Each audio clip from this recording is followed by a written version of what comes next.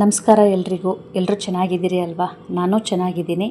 ನಾನು ಶೀಲಾ. ನನ್ನ ಚಾನಲ್ಗೆ ಸ್ವಾಗತ. ಇದು ಏನು ಅಂತ ನೋಡ್ತಾ ಇದ್ದೀರಾ? ಇದು ದಾಲ್ ಕಿಚಡಿ. ಥಂಬ್ನೇಲಲ್ಲಿ ನಿಮಗೆ ಗೊತ್ತಾಗಿರುತ್ತೆ ಇದು ದಾಲ್ ಕಿಚಡಿ ಅಂತ. ಇದನ್ನು ಯಾವ ರೀತಿ ಮಾಡೋದು ಅಂತ ತೋರಿಸ್ತೀನಿ. ದಯವಿಟ್ಟು ಹೊಸ್ದಾಗಿ ನೋಡ್ತಾ ಇರೋರು ಸಬ್ಸ್ಕ್ರೈಬ್ ಆಗಿ ಅಂತ ಹೇಳ್ತಾ ವಿಡಿಯೋನ ಶುರು ಮಾಡ್ತಾ ಇದ್ದೀನಿ. ಈ ಬಟ್ಟಲ ಅಳತೆಯಲ್ಲಿ 3/4 ಬಟ್ಟಲ ಅಳತೆ ಹೆಸರುಬೇಳೆನ ಸೇರಿಸ್ತಾ ಇದ್ದೀನಿ. ಹಾಗೆ ಅದೇ ಬಟ್ಟಲ ಅಳತೆ ಅಂದರೆ 1/4 ಭಾಗ ನಾನು ತೊಗರಿಬೇಳೆನ ಸೇರಿಸ್ತಾ ಇದ್ದೀನಿ. 3/4 ಭಾಗ ಹೆಸರುಬೇಳೆ ಹಾಕಿದರೆ 1/4 ಭಾಗ ತೊಗರಿಬೇಳೆನ ಸೇರಿಸ್ತಾ ಇದ್ದೀನಿ. ಈಗ ಅದೇ ಬಟ್ಟಲ ಅಳತೆಯಲ್ಲಿ 1 ಬಟ್ಟಲು ಊಟ ಮಾಡುವ ಅಕ್ಕಿನ ಸೇರಿಸ್ತಾ ಇದ್ದೀನಿ. ಅಂದರೆ ಸೋನಾ ಮಸೂರಿ ಅಕ್ಕಿನ ಸೇರಿಸ್ತಾ ಇದ್ದೀನಿ. ನೀವಿಲ್ಲಿ ರೇಷನ್ ಅಕ್ಕಿ ಕೂಡ ಬಳಸ್ಬೋದು. ನಾನೊಮ್ಮೆ ರೇಷನ್ ಅಕ್ಕಿಯಿಂದ ಕೂಡ ಮಾಡಿದ್ದೆ, ಬಹಳ ರುಚಿಯಾಗಿ ಬಂದಿತ್ತು. ಇಲ್ಲಿ ಸೋನಾ ಮಸೂರಿ ಅಕ್ಕಿನ ತೋರಿಸ್ತಾ ಇರೋದು ನಾನು ನಿಮಗೆ. ಇದನ್ನು ಚೆನ್ನಾಗಿ ತೊಳ್ಕೊಂಡು 10 ನಿಮಿಷಗಳ ಕಾಲ ಇದನ್ನು ನೆನೆಸೋದಕ್ಕೆ ಬಿಡಬೇಕು. ಇದು ನೆನೆಯೋದ್ರಿಂದ ಇದು ಮೆತ್ತಗಾಗುತ್ತೆ, ಹಾಗಾಗಿ ರುಚಿ ಚೆನ್ನಾಗಿ ಬರುತ್ತೆ. ಇಮಿಡಿಯೇಟ್ಲಿ ಮಾಡೋದಕ್ಕಿಂತ 10 ನಿಮಿಷಗಳ ಕಾಲ ನೆನೆಸಿ ಮಾಡೋದ್ರಿಂದ ರುಚಿ ಜಾಸ್ತಿ ಆಗುತ್ತೆ. ಈಗ ಇದನ್ನೆಲ್ಲ ತೊಳೆದು ನೆನೆಸಿದ ಈ ಅಕ್ಕಿ, ಹೆಸರುಬೇಳೆ, ತೊಗರಿಬೇಳೆನ ಕುಕ್ಕರಿಗೆ ಸೇರಿಸ್ಕೊಳ್ತಾ ಇದ್ದೀನಿ. ಕುಕ್ಕರ್ ಹ್ಯಾಂಡ್ಲ್ ಪದೇ ಪದೇ ಲೂಸ್ ಆಗುತ್ತೆ. ಎಂಥ ಒಳ್ಳೆ ಕುಕ್ಕರ್ ತೊಗೊಂಡ್ರೂ ಕೂಡ ಅದೇ ಹಣೆ ಬರ ಆಗಿದೆ. ಈಗ ನಾನು ನೀರು ಇಲ್ಲಿ 3 ಬಟ್ಲು ಕಾಳುಗಳನ್ನ ಅಂದರೆ ಹೆಸರುಬೇಳೆ, ತೊಗರಿಬೇಳೆ, ಅಕ್ಕಿನ ಯೂಸ್ ಮಾಡಿರೋದ್ರಿಂದ ನಾನು 3ಕ್ಕೆ 6 ಅನ್ನೋ ರೀತಿ ನೀರನ್ನ ಸೇರಿಸ್ತಾ ಇದ್ದೀನಿ. ಬರೋಬ್ಬರಿ 1 ತಂಬಿಗೆ ನೀರು ಇಲ್ಲಿ ಸೇರಿಸ್ತಾ ಇದ್ದೀನಿ. ನೀರು ಹೆಚ್ಚಿಗೆ ಆದಷ್ಟು ಇದು ಚೆನ್ನಾಗಾಗುತ್ತೆ, ಯಾಕಂದರೆ ಇದ್ರ ಹೆಸರೇ ಕಿಚಡಿ ಅಲ್ವಾ. ಇದು ಸ್ವಲ್ಪ ಮೆತ್ತಗಾಗಬೇಕು, ಹಾಗಾಗಿ ನೀರಿನ ಪ್ರಮಾಣ ಜಾಸ್ತಿನೇ ಇರಲಿ. ಈಗ ನಾನು ರುಚಿಗೆ ತಕ್ಕಷ್ಟು ಉಪ್ಪನ್ನ ಹಾಕ್ತಾಯಿದ್ದೀನಿ. ಸ್ವಲ್ಪ ನೋಡ್ಕೊಂಡು ಹಾಕ್ಕೊಳ್ಳಿ, ಮತ್ತು ನಂತರ ಹಾಕೋದಿರುತ್ತೆ. ಹಾಗೆ ಚಿಟಿಕೆ ಅರಿಶಿಣನೂ ಸೇರಿಸ್ತಾ ಇದ್ದೀನಿ. ಅರಿಶಿಣನ ತಪ್ಪದೇ ಹಾಕಿ. ಅರಿಶಿಣ ಹಾಕೋದ್ರಿಂದ ಕಲರ್ಫುಲ್ ಆಗಿ ಬರುತ್ತೆ, ಹಾಗೆ ಒಂದು ಒಳ್ಳೆ ಪರಿಮಳ ಕೊಡುತ್ತೆ. ಸ್ವಲ್ಪ ಎಣ್ಣೆ ಸೇರಿಸ್ತಾ ಇದ್ದೀನಿ. ಅಡುಗೆಗೆ ಬಳಸೋ ಎಣ್ಣೆ 1 ಸ್ಪೂನಷ್ಟು ಸೇರಿಸ್ತಾ ಇದ್ದೀನಿ. ಈಗ ಒಂದು ಸೌಟಿಂದ ಇದನ್ನು ಮೇಲೆ ಕೆಳಗೆ ಮಾಡಿ ಕುಕ್ಕರ್ ಲಿಡ್ನ ಕ್ಲೋಸ್ ಮಾಡಿ 5ರಿಂದ 6 ವಿಸಿಲ್ನ ಹಾಕಿಸ್ಕೋಬೇಕು. ಯಾಕಂದರೆ ಇದು ಮೆತ್ತಗಾಗಬೇಕು, ಹಾಗಾಗಿ 5ರಿಂದ 6 ವಿಸಿಲ್ನ ಹಾಕಿಸ್ಕೋಬೇಕು. ವಿಸಿಲ್ ಹಾಕೋದಕ್ಕೆ ಇಟ್ಕೊಂಡು ನೀವು ತರಕಾರಿ ಕಟ್ ಮಾಡ್ಕೊಂಡಿದ್ರೆ ಆಯಿತು. ಇಲ್ಲಿ ಈರುಳ್ಳಿ, ಮೆಣಸಿನ್ಕಾಯಿ, ಹಾಗೆ ಸ್ವಲ್ಪ ಕೊತ್ತಂಬರಿ ಸೊಪ್ಪು, 1 ಟೊಮೊಟೊ, ಇದಿಷ್ಟು ತರಕಾರಿ ಬೇಕಾಗುತ್ತೆ. ಅದಿಷ್ಟನ್ನು ಕಟ್ ಮಾಡಿ ಇಟ್ಕೊಂಡ್ಬಿಟ್ರೆ ದಾಲ್ ಕಿಚಡಿ ಮಾಡೋದಕ್ಕೆ ನಮಗೆ ಅನುಕೂಲ ಆಗುತ್ತೆ. ಈಗ ನಾನು ಗ್ಯಾಸ್ ಸ್ಟವ್ನ ಆನ್ ಮಾಡ್ತಾಯಿದ್ದೀನಿ. ಒಂದೇ ಸಲ ಗ್ಯಾಸ್ ಸ್ಟವ್ ಆನ್ ಆಗಲೇ ಇಲ್ಲ, ಮತ್ತು ಇನ್ನೊಮ್ಮೆ ಆನ್ ಮಾಡಿದೆ. ಅದು ಸ್ವಲ್ಪ ಹಸಿಯಾಗಿತ್ತು. ಆವಾಗಿನೂ ನಾನು ಗ್ಯಾಸ್ನ ಒರೆಸಿದ್ದೆ, ಹಾಗಾಗಿ ಅದರ ಮೇಲೆ ಹಸಿ ಬಿದ್ದಿತ್ತು, ಅಂದರೆ ನೀರಿನ ಮಧ್ಯೆ ಆಗಿತ್ತು, ಹಾಗಾಗಿ ಬೇಗ ಆನ್ ಆಗಲಿಲ್ಲ. ಈಗ ಕುಕ್ಕರ್ನ ವಿಸಿಲ್ ಹಾಕ್ಸೋಕ್ಕೆ ಇಟ್ಟಿದ್ದೀನಿ. ವಿಸಿಲ್ ಹಾಕ್ಸುವಾಗ ನೋಡಿ ಯಾವ ಥರ ಆಗಿದೆ ಅಂತ.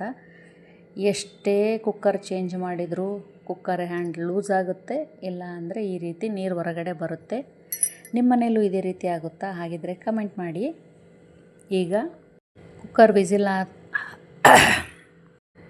ವಿಸಿಲ್ ಹಾಕಿದ ಮೇಲೆ ಅದನ್ನು ಕೂಲ್ ಡೌನ್ ಆಗೋದಕ್ಕೆ ಬಿಟ್ಟು ಗ್ಯಾಸ್ ಸ್ಟವ್ ಮೇಲೆ ಒಂದು ಕಡಾಯಿ ಇಟ್ಬಿಟ್ಟು ಇಲ್ಲಿ 4ರಿಂದ 5 ಸ್ಪೂನ್ ಎಣ್ಣೆನ ಬಳಸ್ತಾ ಇದ್ದೀನಿ. ಸ್ವಲ್ಪ ಎಣ್ಣೆ ಪ್ರಮಾಣನ ಜಾಸ್ತಿ ಬಳಸ್ತಾ ಇದ್ದೀನಿ. ಎಣ್ಣೆ ಜಾಸ್ತಿ ಬಳಸೋದ್ರಿಂದ ರುಚಿ ಹೆಚ್ಚುತ್ತೆ, ಹಾಗಾಗಿ ನೀವು ಬೇಕಂದರೆ ಕಡಿಮೆನೇ ಹಾಕ್ಕೋಬೋದು. ಮತ್ತು ನಾನಿಲ್ಲಿ 2 ಸ್ಪೂನು ತುಪ್ಪ ಕೂಡ ಬಳಸ್ತಾ ಇದ್ದೀನಿ.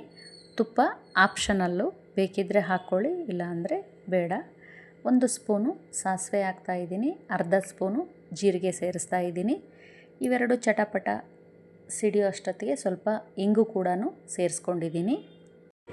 ಇಂಗು ಹಾಕೋದ್ರಿಂದ ಪರಿಮಳ ಹೆಚ್ಚುತ್ತೆ, ಅದಕ್ಕೊಂದು ಒಳ್ಳೆ ಗಮ್ಮತ್ತಿನ ರುಚಿ ಕೊಡುತ್ತೆ. ಹಾಗಾಗಿ ಇಂಗನ್ನ ತಪ್ಪದೇ ಹಾಕಿ. ಈ ಎಲ್ಲ ಸಾಸಿವೆ ಜೀರಿಗೆ ಚಟಪಟ ಸಿಡಿದಾದ್ಮೇಲೆ ಸ್ವಲ್ಪ ಕರಿಬೇವಿನ ಸೊಪ್ಪು, ನಂತರ ಕಸೂರಿ ಮೇಥಿ ಕೂಡ ತಪ್ಪದೇ ಹಾಕಿ. ಇದು ಕೂಡ ಒಂದು ಒಳ್ಳೆ ಪರಿಮಳ ಬಂದಾದಮೇಲೆ ಉದ್ದುದ್ದವಾಗಿ ಕಟ್ ಮಾಡಿ ಇಟ್ಕೊಂಡಿರೋ ಹಸಿಮೆಣ್ಸಿನ್ಕಾಯಿನ ಸೇರಿಸಿ. ಹಸಿಮೆಣ್ಸಿನ್ಕಾಯಿ ಖಾರ ಜಾಸ್ತಿ ಇರೋದರಿಂದ ನಾನಿಲ್ಲಿ ಸ್ವಲ್ಪ ಪ್ರಮಾಣದಲ್ಲಿ ಬಳಸಿದ್ದೀನಿ. ನೀವು ಖಾರ ಹೆಚ್ಚಿಗೆ ತಿನ್ನೋರಿದ್ದರೆ ಅಥವಾ ಖಾರ ಕಡಿಮೆ ಇರೋ ಹಸಿಮೆಣ್ಸಿನ್ಕಾಯಿ ಇದ್ದರೆ ಇನ್ನೊಂದು ಸ್ವಲ್ಪ ಸೇರಿಸ್ಕೋಬಹುದು. ಈರುಳ್ಳಿ ಪ್ರಮಾಣ ಜಾಸ್ತಿ ಇರಲಿ. ನಾನು ದೊಡ್ಡ ಗಾತ್ರದ 2 ಈರುಳ್ಳಿನ ಚಿಕ್ಕದಾಗಿ ಕಟ್ ಮಾಡಿಕೊಂಡು ಇದಕ್ಕೆ ಸೇರಿಸ್ತಾ ಇದ್ದೀನಿ. ಈಗ ಇದಕ್ಕೆ ಸ್ವಲ್ಪ ಶುಂಠಿ ಬೆಳ್ಳುಳ್ಳಿ ಪೇಸ್ಟನ್ನ ಹಾಕೋಬೇಕು. 1 ಸ್ಪೂನಷ್ಟು ಶುಂಠಿ ಬೆಳ್ಳುಳ್ಳಿ ಪೇಸ್ಟನ್ನ ಸೇರಿಸ್ತಾ ಇದ್ದೀನಿ. ಶುಂಠಿ ಬೆಳ್ಳುಳ್ಳಿ ಪೇಸ್ಟು, ಈರುಳ್ಳಿ, ಹಾಗೆ ಹಸಿಮೆಣಸಿನ್ಕಾಯಿ, ಕರಿಬೇವು, ಕಸೂರಿ ಮೇಥಿ ಇವೆಲ್ಲ ಒಟ್ಟಿಗೆ ಎಣ್ಣೆಯಲ್ಲಿ ಚೆನ್ನಾಗಿ ಒಂದು ಪರಿಮಳ ಕೊಡೋವರೆಗೂ ಚಿಕ್ಕ ಉರಿಯಲ್ಲಿ, ಅಂದರೆ ಸಣ್ಣ ಉರಿಯಲ್ಲಿ ಇದನ್ನು ಬೇಯಿಸ್ಕೋಬೇಕು. ನಂತರ ಸ್ವಲ್ಪ ಟೊಮೊಟೊ ಹಣ್ಣು ಸ್ವಲ್ಪ ಹಾಕಿದ್ರೇ ಸಾಕು. ನಾನಿಲ್ಲಿ 1 ಟೊಮೊಟೊನ ಬಳಸ್ತಾ ಇದ್ದೀನಿ.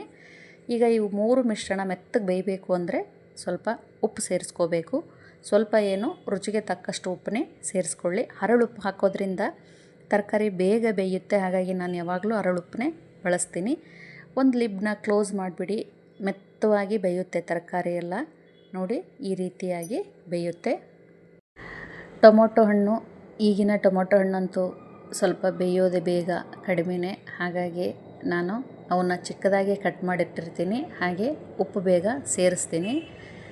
ಸೌಟಿಂದ ಕೂಡ ಈ ರೀತಿ ಸ್ಮ್ಯಾಶ್ ಮಾಡಿಬಿಡ್ತೀನಿ, ಅದು ಹುಳಿನೂ ಬಿಟ್ಕೊಳ್ಳುತ್ತೆ.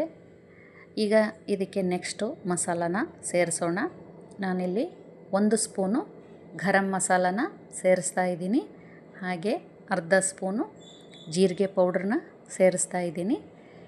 ಈ ಗರಂ ಮಸಾಲ, ಜೀರಿಗೆ ಪೌಡ್ರನ್ನು ಚೆನ್ನಾಗಿ ಸೌಟಿಂದ ಈ ತರಕಾರಿ ಒಟ್ಟಿಗೆ ಮಿಶ್ರಣ ಆಗೋವರೆಗೂ ಕೈ ಆಡಿಸ್ತಾ ಬನ್ನಿ. ಈ ರೀತಿಯಾಗಿ ಗರಂ ಮಸಾಲ ಹಾಕೋದ್ರಿಂದ ದಾಲ್ ಕಿಚಡಿ ತುಂಬ ರುಚಿಯಾಗುತ್ತೆ. ತಪ್ಪದೆ ಗರಂ ಮಸಾಲ ಬಳಸಿ. ಈಗ ಸ್ವಲ್ಪ ಸಕ್ಕರೆ ಹಾಕ್ತಾ ಇದ್ದೀನಿ. ಸ್ವಲ್ಪ ಖಾರ ಇರುತ್ತಲ್ಲ, ಸ್ವಲ್ಪ ಸಿಹಿ ಹಾಕಿದರೆ ಅದರ ಒಂದು ರುಚಿ ಚೇಂಜ್ ಆಗುತ್ತೆ, ಹಾಗಾಗಿ ಸಕ್ಕರೆನ ಸೇರಿಸ್ತಾ ಇದ್ದೀನಿ. ಇದೆಲ್ಲ ಚೆನ್ನಾಗಿ ಬೆಂದಾದಮೇಲೆ, ಇದೆಲ್ಲ ಪರಿಮಳ ಬಿಟ್ಕೊಂಡ್ಮೇಲೆ ಈಗ ಕುಕ್ಕರಲ್ಲಿ ಬೆಂದಿರೋ ಬೇಳೆ, ಅಕ್ಕಿನ ಇದಕ್ಕೆ ಸೇರಿಸ್ಕೋಬೇಕು. ಈ ರೀತಿ ಮೆತ್ತಗೆ ಬೆಂದಿರಬೇಕು ಕುಕ್ಕರಲ್ಲಿ. 5ರಿಂದ 6 ವಿಜಿಲ್ ಹಾಕ್ಸಿದ್ರೆ ಮೆತ್ತಗೆ ಚೆನ್ನಾಗಿ ಬೆಂದಿರುತ್ತೆ. ಅರಿಶಿನ ಹಾಕೋದ್ರಿಂದ ಈ ರೀತಿ ಕಲರ್ಫುಲ್ಲಾಗಿ ಬರುತ್ತೆ. ಈ ಎಲ್ಲ ಮಿಶ್ರಣ ಚೆನ್ನಾಗಿ ಹೊಂದ್ಕೋಬೇಕು. ಈ ರೀತಿಯಾಗಿ ಈಗ ನೋಡಿ, ದಾಲ್ ಕಿಚಡಿ ರೆಡಿ ಆಯಿತು. ಮಕ್ಕಳಿಗಂತೂ ಇದು ತುಂಬ ಇಷ್ಟ ಆಗುತ್ತೆ. ಬರೀ ಅನ್ನ ಸಾರು ತಿಂದಾಗ ಅಥವಾ ಚಿತ್ರಾನ್ನ ತಿಂದಾಗ ಈ ರೀತಿ ಒಮ್ಮೆ ಮಾಡಿಕೊಡಿ. ಲಂಚ್ ಬಾಕ್ಸಿಗೆ ಅಥವಾ ಭಾನುವಾರ ಮನೆಯಲ್ಲಿದ್ದಾಗ ಮಕ್ಕಳಿಗೆ ಮಾಡಿಕೊಟ್ರೆ ಇಷ್ಟಪಟ್ಟು ತಿಂತಾರೆ. ಈಗ ಇದಕ್ಕೆ 2ರಿಂದ 3 ಸ್ಪೂನು ಮೇಲೆ ತುಪ್ಪ ಹಾಕಿದರೆ ಇನ್ನೂ ರುಚಿ ಚೆನ್ನಾಗಾಗುತ್ತೆ. ತುಪ್ಪ, ಕೊತ್ತಂಬರಿ ಸೊಪ್ಪು ಇದಕ್ಕೆ ರುಚಿನ ಹೆಚ್ಚಿಗೆ ಮಾಡುತ್ತೆ. ಈ ದಾಲ್ ಕಿಚಡಿ ವಿಡಿಯೋ ನಿಮಗೆಲ್ಲ ಇಷ್ಟ ಆಗಿದ್ದರೆ ದಯವಿಟ್ಟು ಒಂದು ಲೈಕ್ ಕೊಡಿ. ಹಾಗೆ ಹೊಸ್ದಾಗಿ ನೋಡ್ತಾ ಇರೋರು ಸಬ್ಸ್ಕ್ರೈಬ್ ಆಗಿ. ಮತ್ತು ಈಗ ಒಂದು ಅರ್ಧ ಹೋಳು ನಿಂಬೆಹಣ್ಣನ್ನು ಸೇರಿಸ್ತಾ ಇದ್ದೀನಿ. ನಿಂಬೆ ಹುಳಿ ಹಾಕೋದ್ರಿಂದ ರುಚಿ ಇನ್ನೂ ಹೆಚ್ಚಾಗುತ್ತೆ. ನಿಂಬೆ ಹುಳಿ ಅರ್ಧ ಸೇರಿಸಿ ನಂತರ 2 ಸ್ಪೂನು ತುಪ್ಪನೂ ಹಾಕಿ ನಂತರ ಕೊತ್ತಂಬರಿ ಸೊಪ್ಪಿಂದ ಇದಕ್ಕೆ ಅಲಂಕಾರ ಮಾಡಿಬಿಟ್ರೆ ದಾಲ್ ಕಿಚಡಿ ರೆಡಿ. ಇನ್ನು ಹೆಚ್ಚು ಹೊಸ ರೆಸಿಪಿಗಳು ನಿಮಗೆ ಬೇಕು ಅಂದರೆ ಪ್ಲೀಸ್ ಸಬ್ಸ್ಕ್ರೈಬ್ ಆಗಿ. ಹೆಚ್ಚು ವಿಡಿಯೋನ ಶೇರ್ ಮಾಡಿ, ಲೈಕ್ ಮಾಡಿ, ಹಾಗೆ ಕಮೆಂಟ್ಸ್ ಮಾಡಿ ಅಂತ ಕೇಳ್ಕೊಳ್ತೀನಿ. ನನ್ನ ಹಳೆ ವಿಡಿಯೋಗಳ್ನ ಹೋಗಿ ನೀವು ನೋಡಿ ಅಂತ ಕೂಡ ಕೇಳ್ಕೊಳ್ತೀನಿ. ನೀವು ಲೈಕ್ ಮಾಡಿ ಬೆಲ್ ಬಟನ್ ಪ್ರೆಸ್ ಮಾಡಿದರೆ ನೋಟಿಫಿಕೇಷನ್ನಲ್ಲಿ ನನ್ನ ಇಂದಿನ ವಿಡಿಯೋಗಳು ನಿಮಗೆ ನೋಟಿಫಿಕೇಷನ್ ಬರುತ್ತೆ. ಅದರಲ್ಲಿ ನಾನು ಸುಮಾರು ಅಡುಗೆಗಳನ್ನ ಮಾಡಿ ತೋರಿಸಿದ್ದೀನಿ. ನಿಮಗೆ ಇಷ್ಟ ಆಗಿದ್ದರೆ ಆ ವಿಡಿಯೋಗಳ್ನೆಲ್ಲ ನೋಡಿ ಲೈಕ್ ಮಾಡಿ, ಶೇರ್ ಮಾಡಿ, ಕಮೆಂಟ್ಸ್ ಮಾಡಿ ಅಂತ ಕೂಡ ಕೇಳ್ಕೊಳ್ತೀನಿ.